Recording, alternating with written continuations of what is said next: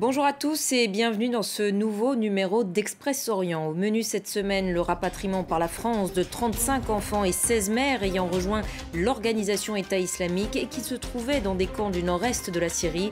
On en parlera avec notre reporter James André. Également dans ce numéro, les premiers pas du centriste Yair Lapid en tant que Premier ministre en Israël. Il a succédé à Naftali Bennett depuis la dissolution de la Knesset le 30 juin.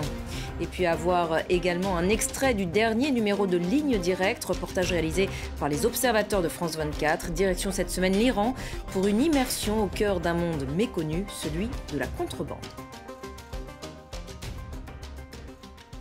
C'est une première. La France a donc rapatrié ce mardi 35 enfants et 16 mères ayant rejoint l'organisation État islamique et qui se trouvaient jusqu'alors dans des camps du nord-est de la Syrie gérés par les forces kurdes.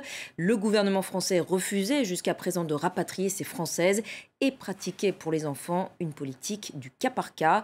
Alors avant d'en parler avec notre reporter James André, voici un extrait de son reportage dans le camp d'Alol en Syrie. C'était en 2019 avec Maïssa Awad et Roméo Langlois. Mathilde est déçue par son expérience au sein du califat, mais elle reste séduite par le concept. S'il y a un État islamique, oui, effectivement, oui. Les personnes doivent émigrer vers cette terre musulmane. Quant aux attentats suicides, alors ça, tout dépend. Déjà, tout dépend de votre intention et tout dépend comment vous faites votre opération martyr. Parce que faire une opération martyr en tuant des civils, je ne suis pas sûre que vous ayez je ne sais pas si vous avez si c'est considéré comme une opération martyr ou pas. Enfin, quand je dis le martyr, nous, dans l'islam, quand vous dites que vous êtes martyr, c'est automatiquement que vous êtes au paradis. Ces propos peuvent choquer, mais par rapport à d'autres prisonnières, Mathilde pourrait faire figure de modérée. Hors caméra, des femmes assurent qu'au camp, les plus radicales font régner la terreur. لو سمعوا الدواعش وعرفوا أنا حيذبحوني أنا وأطفالي وبنتي الكل ما حد ينفعني بعدين أنا بس تغير لي الصوت أمانة بننام بالليل إحنا بننام بالليل كل وحدة لازم ما تبين عقيدتك يعني أنت ما تحب الدولة ما تبينها أي شيء خافوا من يحرق لنا خيامنا ترسل ابنها صغير يشد ولاعة ويصرف غاز وهي قماش يعني ويحرق لك الخيمة. I'm over 1 year here and 1 year 3 months. Every second day, tent goes on fire. I'm paranoid, you know? I am not ISIS. I am not a terrorist. I just came here to really help the nation. I didn't come here to kill someone. المشكلة النية. هلا على الحكي يعني الإنسان بيحكي بس النية اللي بالقلب ما بنعرف يعني. هاي المشكلة هاي يعني بدها اختصاصية. وهم لما سلموا حالهم الدولة الإسلامية قالت لهم يعني سلموا حالكم بعدين بترجعوا لدولتكم بتقووا حالكم مرة ثانية بنرجع مرة ثانية نشتغل. Voilà, on en reparle donc avec notre reporter James André. Bonjour James, vous avez donc réalisé ce reportage, c'était en 2019 aux côtés de Maïssa Awad et de Roméo Langlois. Il reste encore plus de 150 enfants et leurs mères dans le camp de prisonniers de Roche dans le nord-est de la Syrie. Quelles sont les conditions de vie sur place dans ces camps ? Alors, les conditions de vie dans ces camps sont difficiles, on le voit dans le reportage, il s'agit de camps de tentes. Ça, c'est le camp d'Alol, celui-là précisément, c'est-à-dire que c'est un autre camp. C'est le premier dans lequel arrivaient les familles quand elles sortaient notamment de Baghouz, qui était la dernière ville tenue par l'organisation État islamique juste avant la chute de leur pseudo-califat. Et les conditions étaient particulièrement dures à Alol, c'est-à-dire qu'on le voit dans ce morceau de sujet, on avait fait un reportage plus long, mais effectivement, l'une des choses était des tensions entre ces femmes, entre les plus radicales, les moins radicales, qui se battaient en fait, en réalité, pour contrôler le camp, parce que les Kurdes les surveillaient, mais évitaient de rentrer à l'intérieur, parce que d'une manière générale, les gardiens kurdes avaient peur de ces femmes, et l'une des choses qui arrivait dans le camp, c'est que quand il y avait une vendetta entre deux groupes de femmes, eh bien, on envoyait un enfant ou une des femmes mettre un coup de pied dans les sortes de poêles à pétrole et faire brûler les tentes. Il y a eu beaucoup de morts. Il y a eu, même encore aujourd'hui, dans ces camps, il y a des morts très régulièrement, des assassinats en réalité à l'intérieur de ces camps. Et l'idéologie d'organisation État islamique est encore très prégnante, avec évidemment des risques. Et c'est tout le problème de ces camps, eh bien, de recrutement et de développement d'espèces de mini-organisations État islamique à l'intérieur de ces camps eux-mêmes. Alors James, la France a été condamnée, en tout cas verbalement, par de nombreuses instances internationales pour son traitement de cette question. Comment expliquer que la France ait attendu aussi longtemps pour changer de politique ? Alors tout simplement, contrairement à d'autres pays comme la Belgique ou le Danemark ou l'Allemagne qui ont rapatrié beaucoup plus tôt leurs ressortissants, la France d'abord est le pays qui avait le plus de ressortissants sur place. Donc il y avait déjà un phénomène tout simplement de masse de gens à rapatrier. Donc ça c'est la première difficulté. La deuxième, c'est que c'est également le pays qui a été frappé le plus durement par le terrorisme, en tout cas parmi les pays européens, par le terrorisme de l'organisation État islamique. Donc l'opinion publique était extrêmement hostile au retour de ces femmes et de ces enfants. Il y a eu une enquête qui avait été faite en 2019, à peu près au moment de ce reportage, au moment où on a commencé à voir ces femmes et ces enfants, et 7 Français sur 10 étaient contre le rapatriement. Alors évidemment, le temps a passé, la situation a évolué, et on savait que c'était une bombe à retardement. C'est quelque chose qui préoccupe depuis très longtemps l'exécutif en France, et je pense qu'on est... Il y a deux phénomènes. Il y a d'abord le phénomène que, sur le plan politique, on est juste à la sortie du procès des attentats du 13 novembre. Donc, quelque part, il y a une actualité. Il y a également le fait que, politiquement, on sort d'une séquence électorale. On a eu l'élection présidentielle, on a eu l'élection législative. Donc, on va dire qu'il n'y a plus de risque électoral à le faire. Et puis, la France a travaillé, s'est préparée, puisqu'il faut se souvenir qu'à l'époque, on n'avait pas forcément l'arsenal législatif, les moyens de traiter ces personnes. Alors, justement, James, rapidement, comment est-ce que ces personnes, donc à la fois les femmes et les enfants, vont être prises en charge en France ? Mais écoutez, pour ce qui concerne les femmes, il y en a une bonne partie d'entre elles, alors 8 et 8 sur les 16 en l'occurrence, mais il y en a 8 qui a priori sont déjà condamnées, qui font l'objet d'un mandat d'arrêt.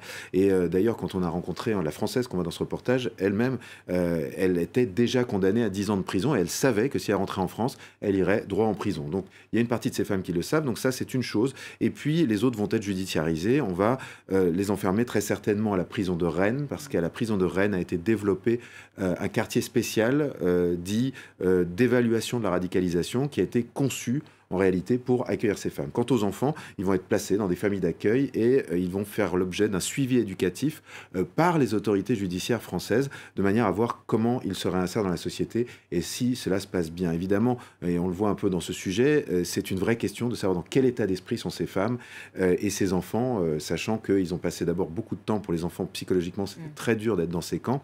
Et les femmes, à l'époque, on les avait rencontrées, en tout cas, étaient encore parfaitement radicalisées, parfaitement dans l'idéologie de l'organisation État islamique. Ça constitue donc un défi. Merci beaucoup, James André, pour cet éclairage. Une semaine maintenant qu'Israël a un nouveau Premier ministre, le centriste Yair Lapid, qui succède donc à Naftali Bennett en vertu d'un accord de partage de pouvoir qui prévoit une rotation à la tête du gouvernement, notamment en cas de dissolution de la Knesset. Et c'est ce qui s'est produit le 30 juin dernier. Yair Lapid effectue son premier déplacement à l'étranger cette semaine à Paris. Son portrait est signé Inès Olagaray. À 58 ans, Yair Lapid a déjà eu plusieurs vies. D'abord, journaliste à succès, puis comédien, romancier et chanteur. Yair Lapid a aussi la politique dans le sang. Son père, Tommy Lapid, célèbre journaliste, est un ancien ministre de la Justice. En 2012, Yair Lapid décide de suivre le schéma familial.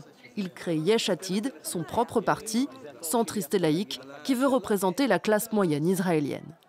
Avec son physique et sa réputation de vedette, il n'est pas tout de suite pris au sérieux. Il tient bon malgré tout et son parti arrive en seconde position aux législatives de 2013.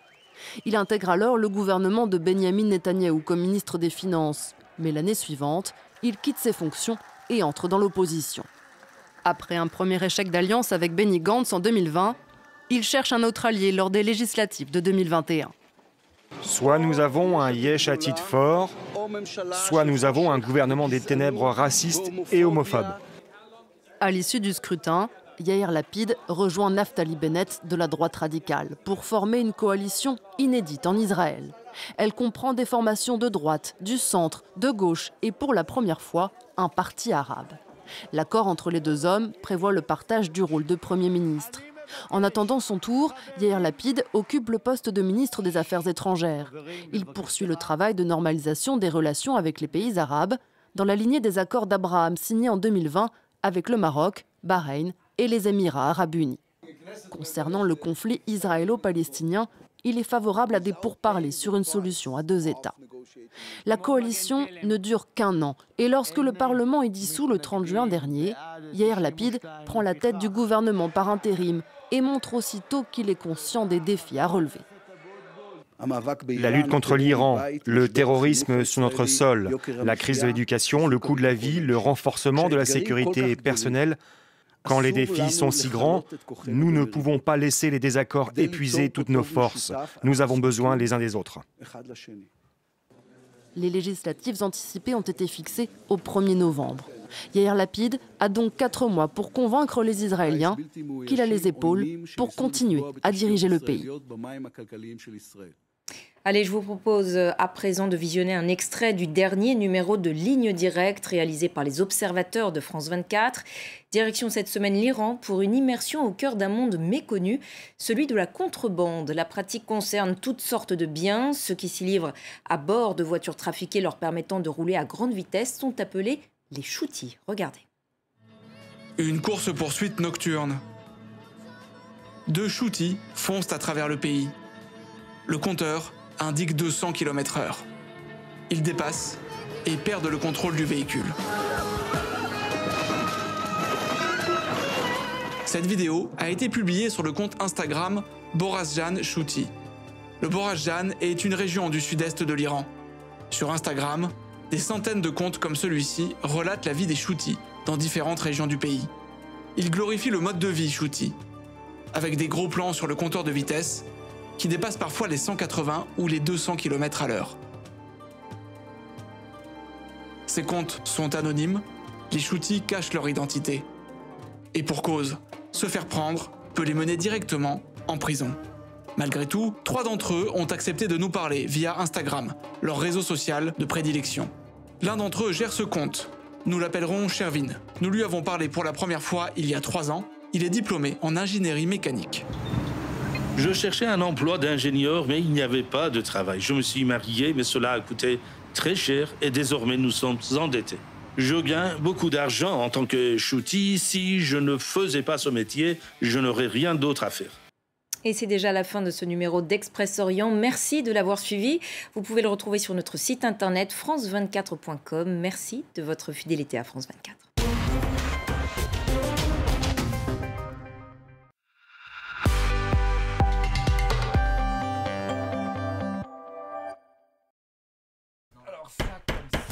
Ça commence comme ça, par des gens qui veulent changer les choses, éco-rénover leur maison, réduire la consommation d'énergie de leur entreprise, passer à l'électrique, et une banque qui leur en donne les moyens.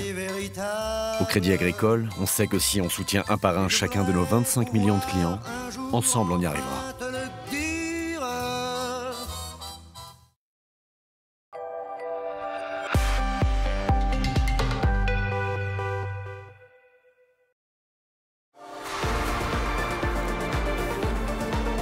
Il y a des civils qui viennent se mettre à l'abri lorsque les combats deviennent plus compliqués.